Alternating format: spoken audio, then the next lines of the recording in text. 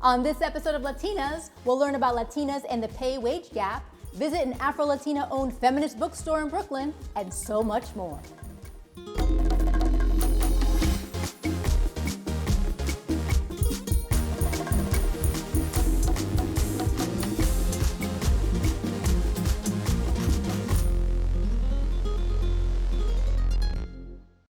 Welcome to Latinas, the show that's all about nuestras mujeres in the Latinx community. I'm Tinabeth Piña. March is Women's History Month, but for us, every month is all about las mujeres. Today, we're hosting the show from the New York Historical Society, which was founded in 1804 as New York's first museum. It also has a center dedicated to women's history, which is the first of its kind in the nation.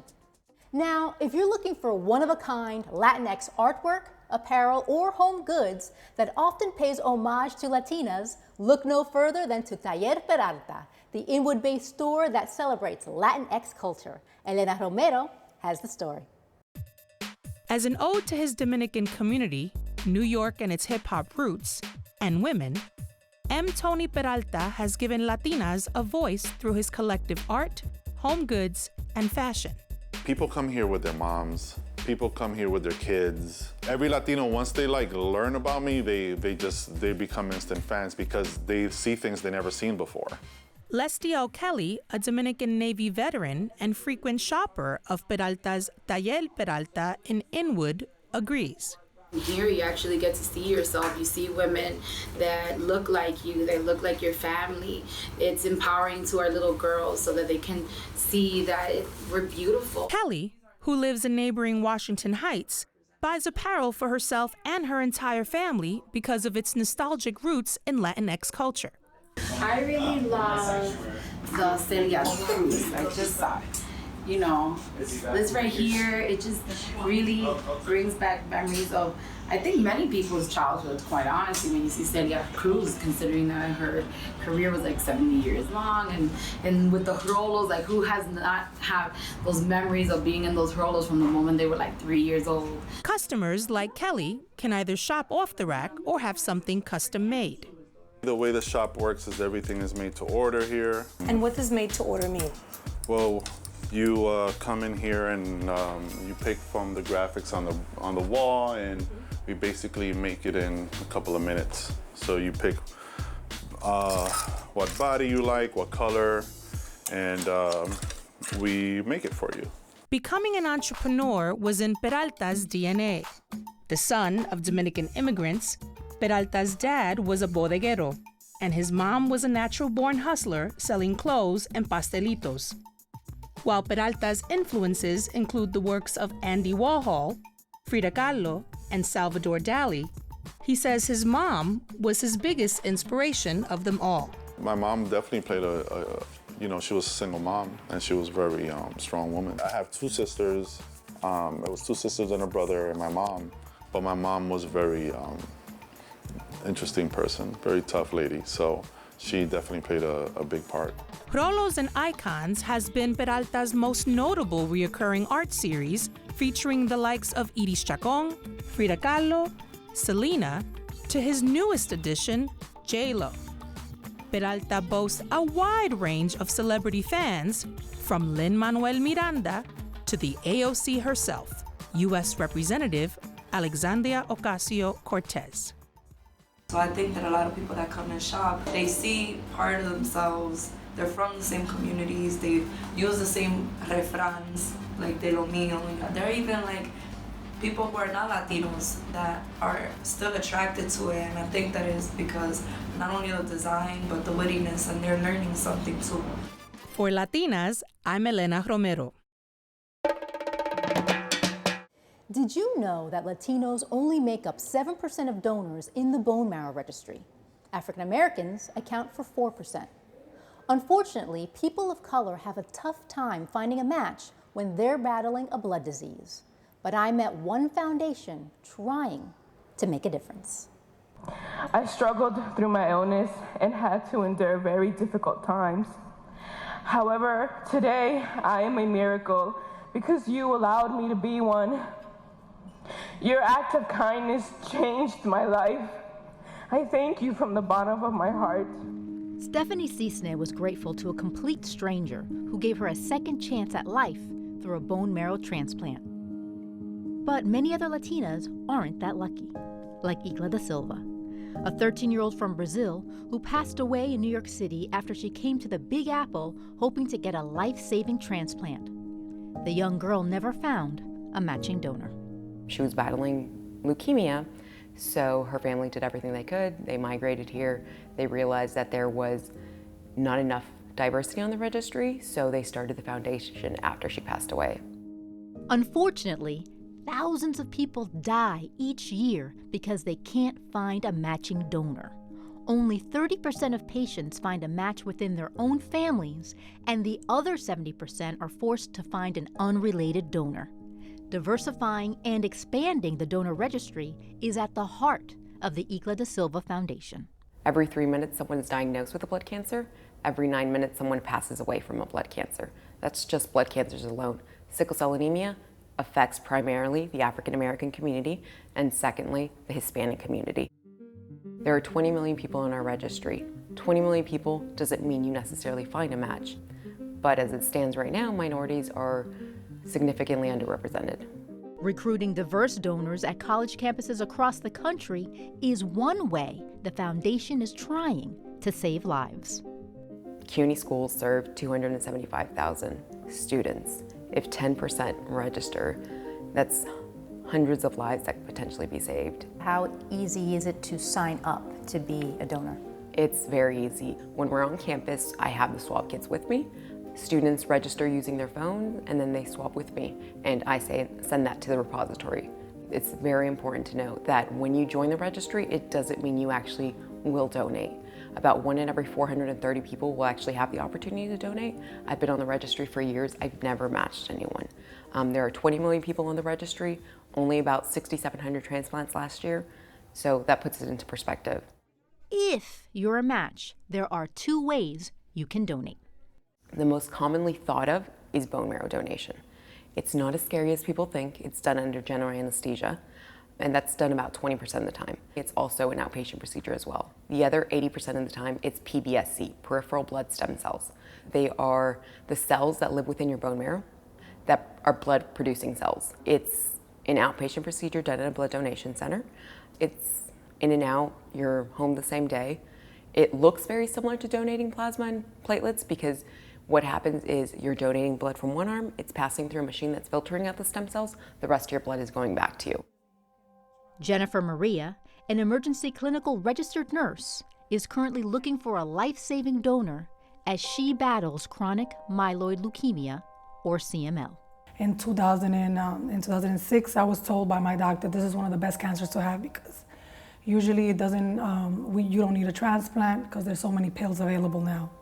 So fast forward a decade after, I developed a mutation to all the pills. So now I'm in a position where I'm on one pill, it's working, it's working, and it could stop working any minute. Jennifer desperately needs a bone marrow transplant. Before you got sick and before you were diagnosed, did you know that the numbers were so low to find a match in minority communities? I didn't know that it was such a scarcity, because usually I thought a family member could match you if you had children, or I really thought family was the way to go. So I think educating the community is super important and allowing for questions. Since Jennifer is a nurse, she knows how some Latinos and other minorities are at times not trusting of doctors, and she feels that it's important to educate those communities. The Latino, Black, Native community has had a lot of trauma with the Western medicine. There has been studies that has been conducted in our communities without our knowledge, and just an overall sense of mistrust, not trusting. But at the end of the day, I feel like people like me who have an opportunity to communicate with the public and who are Latino, Natives, and Black, we can help each other out. This is, all the information is out there. It literally just takes a swab. Jennifer not only wants to put her community's mind at ease when it comes to registering as a donor, but her children also need peace of mind while their mom battles CML. It changed all our lives when she had to go to the hospital for a really long time.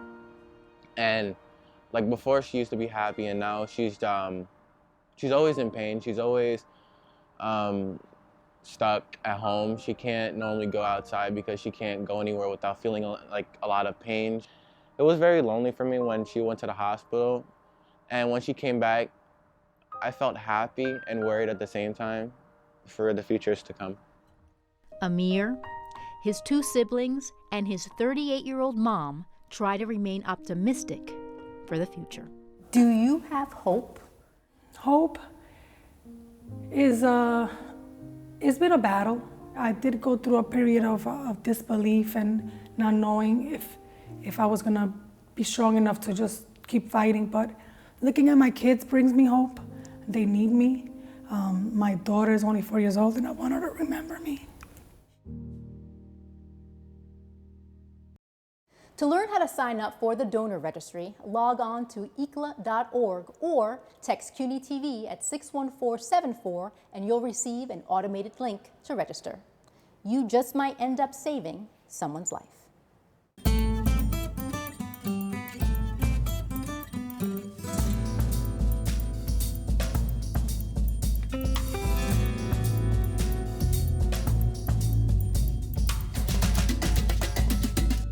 Latinas on average only earn 54 cents to every dollar a white male makes, and that Latina pay inequity is exactly what we're discussing on today's Caliente Caliente.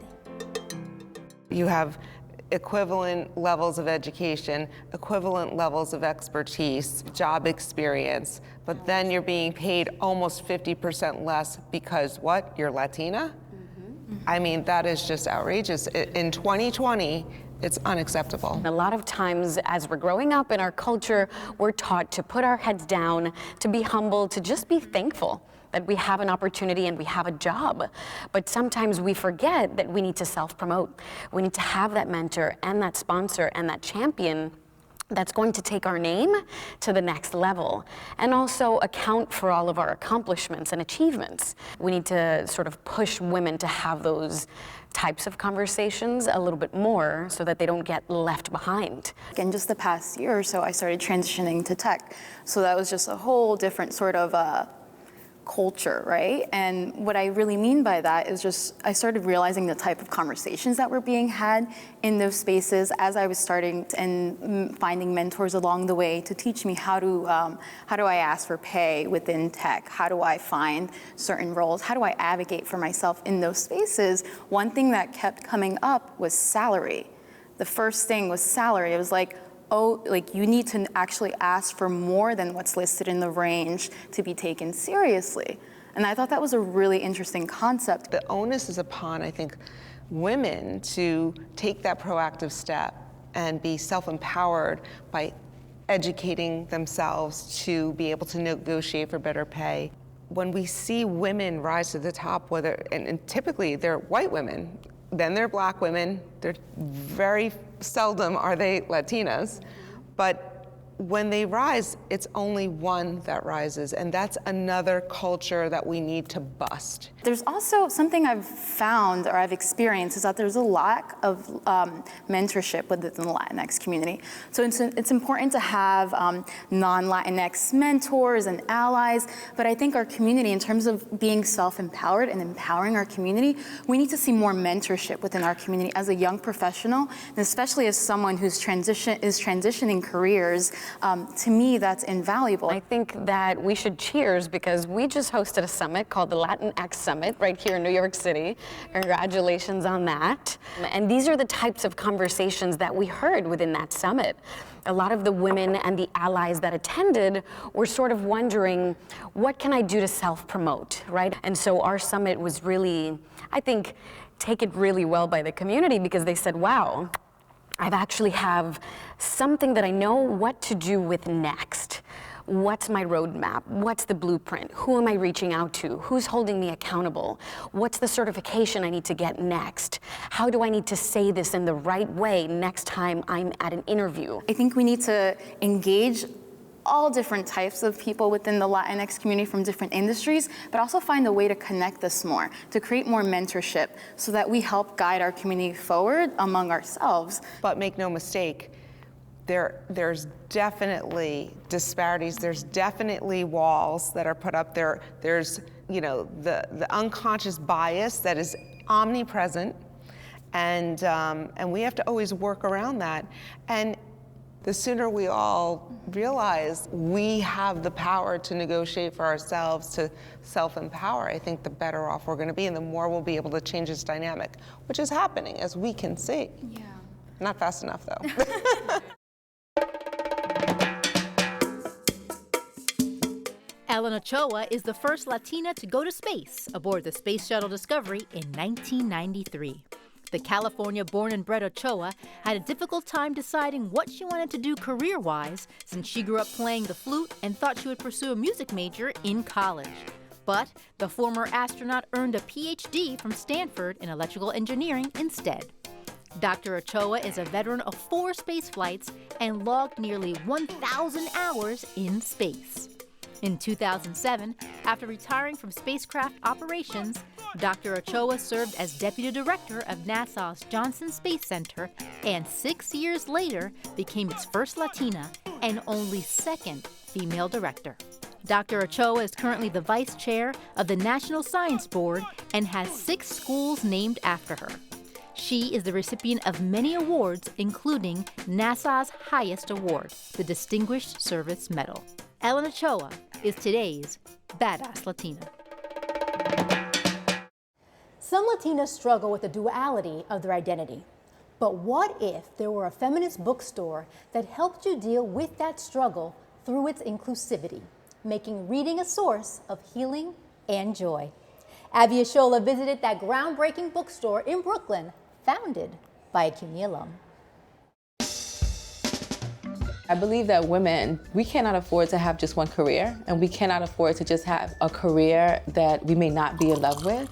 Our sense of joy needs to exist, and sometimes that means creating what you want to see in the world and creating your oasis. Perfect, thank you. You're welcome. Thank you. My name is Icla Da Silva, and I'm the owner of Café Con Libros, the only feminist bookstore in Brooklyn. So what inspired you to open a bookstore in Brooklyn catered to women, feminist women? Yeah, I was born here.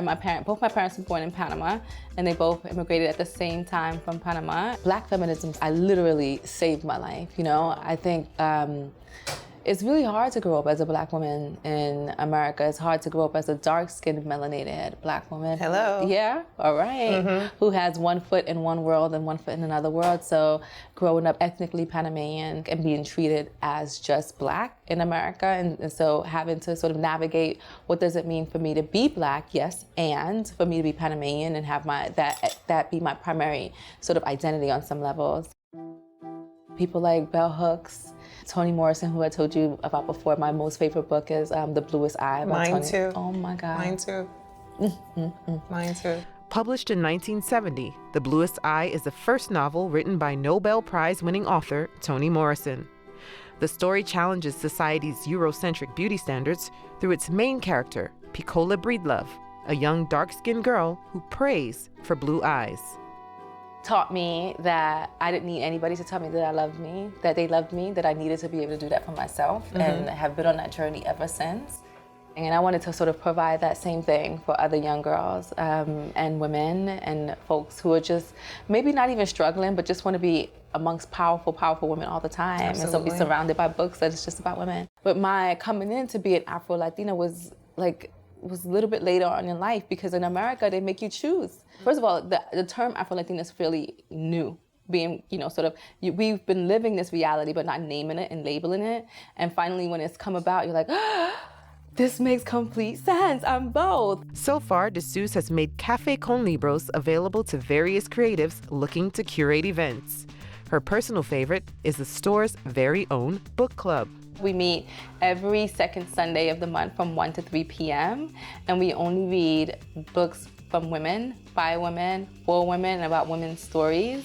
And it's just a place where we just get to be smart and human and just connect. We know Amazon has kind of taken over the whole book industry, but things kind of seem like they're shifting back. This shift in the culture, is there a shift in your eyes? I think there is a shift in the culture. It's like sort of political and economic in that we are very clear that we need to put our money where our mouths are. And so buying local and supporting Black-owned, women-owned, POC-owned businesses is a political act against capitalism that does not necessarily support businesses of color. So when it's all said and done, what do you wish that people would say Café Con Libros did for them?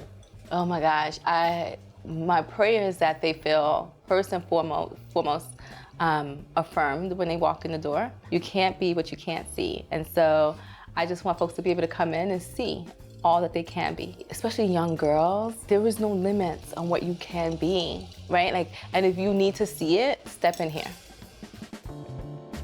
Thank you, Kalima. Thank you. I'm Abi Ishola for LATiNAS.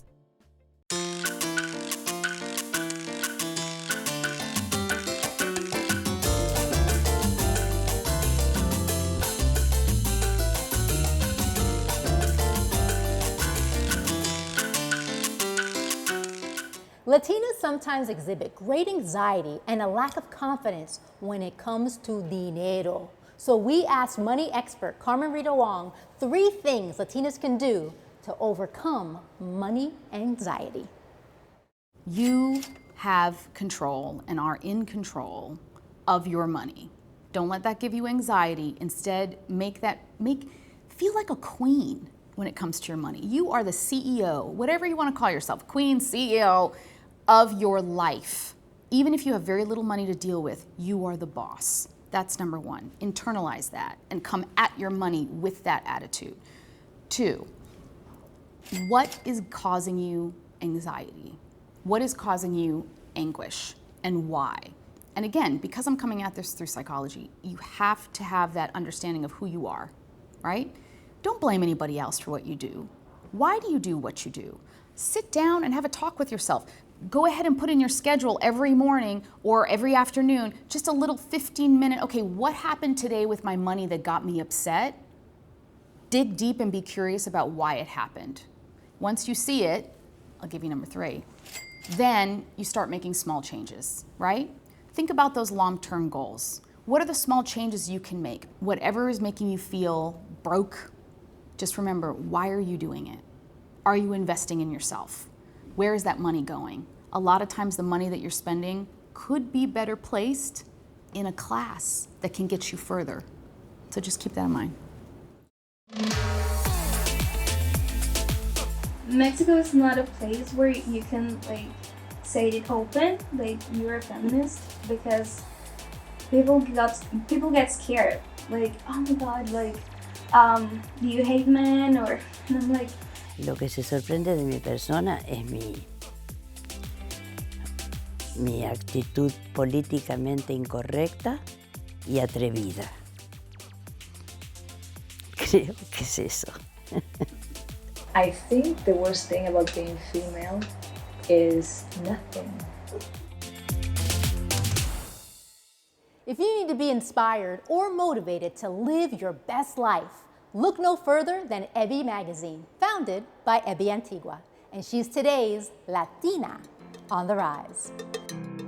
I always wanted to do a magazine my whole life. When I was young, I wanted my own magazine. I loved magazine. Meet EBBY Antigua, the former creative director at Latina magazine, who has now launched her own quarterly publication that she believes helps women connect to their true selves. The tagline is luxury for the soul. And luxury for the soul is learning to be still, breathe, and to live the moment. And sometimes we forget to do that. The magazine, which launched last year and is available digitally and in print, has featured Jackie Cruz and the Bella Twins on its covers. Why not have a magazine that's a luxury magazine, but also that's inspiring and motivating, that helps people to see, like, we come in different colors and sizes, right? Each page has a little quote on the top. For example, I have, keep your face to the sun and you will never see the shadows. And so that inspires you. So when you flip every page before you start reading the content, it gives you an inspiration, right? And so I felt like this is the kind of thing that can motivate anyone, any woman, empower them. The Puerto Rican mother of two is empowered and very proud of her latest venture because she's setting quite the example for her daughters. I can show my daughters that my dream was possible. Anything is possible if you really work hard. When the site went up and people were making remarks and they were so happy, I cried. And what's EBBY's advice for anyone wanting to launch their own brand or magazine? Everything is possible. One of the things that's good is also cultivating relationships. We tend to kind of forget, to cultivate those relationships. We say, oh, we know them, it's fine. Follow up with an email. Say, hey, want to go off a cup of coffee or tea. Just finding that relationship with people is so important. And that's our show for today. For more information on what you just saw, check out our website at tv.cuny.edu and follow our social media profiles. We love sharing our Latinas stories with you. And please make sure you tune in next month where we'll celebrate Latina Muslims. Allahu Samad. Follow a woman visiting her hometown in Puerto Rico after the devastating earthquakes. I really think it's going to be different when I see it for myself. And so much more. Make sure you watch. Hasta la próxima. Bye-bye.